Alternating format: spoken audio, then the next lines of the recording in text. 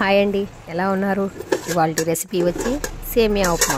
చాలా ఈజీగా తక్కువ ఇంగ్రీడియంట్స్తో చాలా తొందరగా చేసుకోవచ్చు. మీరు కూడా ట్రై చేసి కామెంట్ చేసి చెప్పండి. దీనికి కావాల్సినవి సేమియా 2 కప్స్. ఈ కప్తో 2 కప్స్ సేమియా తీసుకున్నానండి. 2 ఆనియన్స్, 2 పచ్చిమిరపకాయలు, కరివేపాకు, 2 టమాటాలు ముక్కలుగా కోసి పెట్టుకున్నాను, 1/2 కప్ ఆయిల్. ముందుగా ఒక బండిల్లో ఆయిల్ వేసుకొని సేమియాని ఫ్రై చేసుకోవాలండి.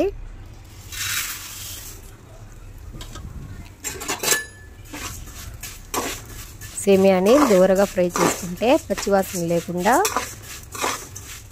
చాలా టేస్టీగా ఉంటుంది.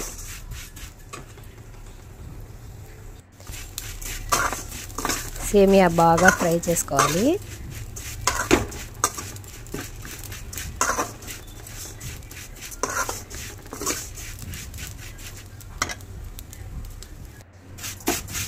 బాగా ఫ్రై అయిపోయింది కదండి.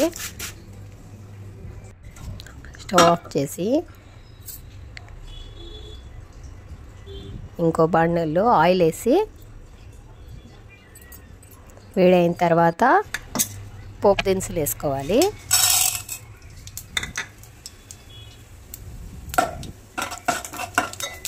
అది కొంచెం చిటపట్లాడిన తర్వాత ఆనియన్,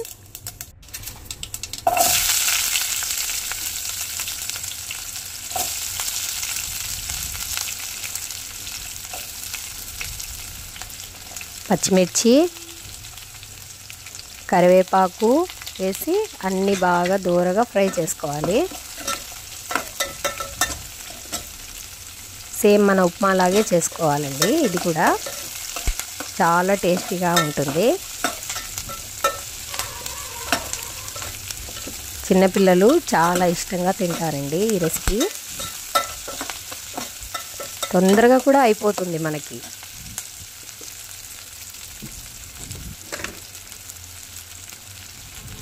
తొందరగా చేసుకునే టిఫిన్స్లో ఇదొకటి. ఇప్పుడు కొంచెం ఉప్పు వేస్తున్నాను.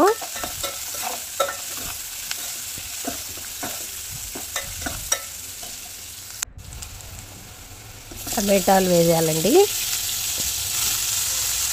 ఆనియన్స్ బాగా మగ్గాయి కదా, టమాటాలు వేసి ఇది కూడా కొద్దిసేపు టమాటా ముక్క మెత్తబడే వరకు బాగా ఫ్రై చేసుకోవాలి.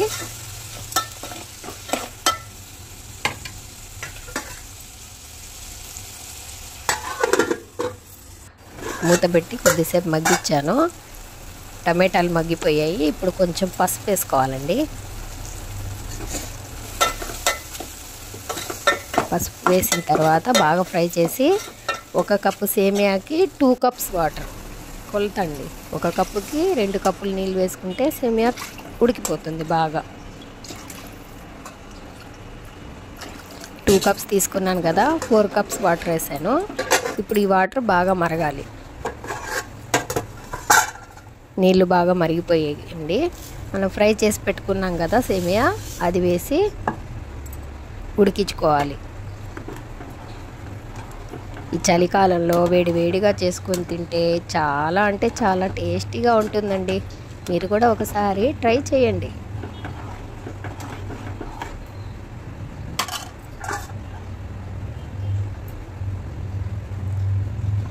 బాగా ఉడుకుతుంది.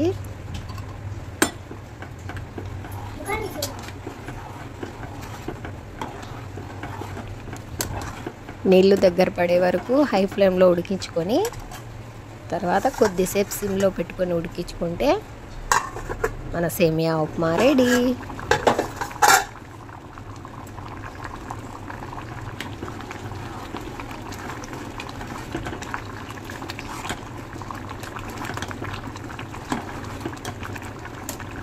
నీళ్ళు బాగా దగ్గర పడ్డాయి.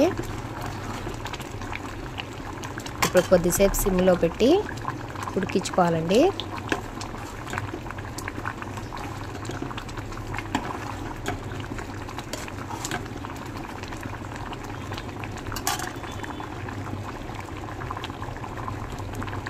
మీరు కూడా తప్పకుండా ఈ రెసిపీ ట్రై చేయండి.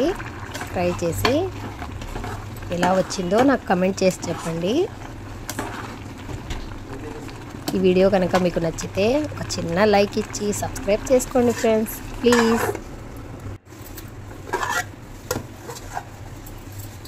రెడీ అయిపోయిందండి, ఉడికిపోయింది సేమియా.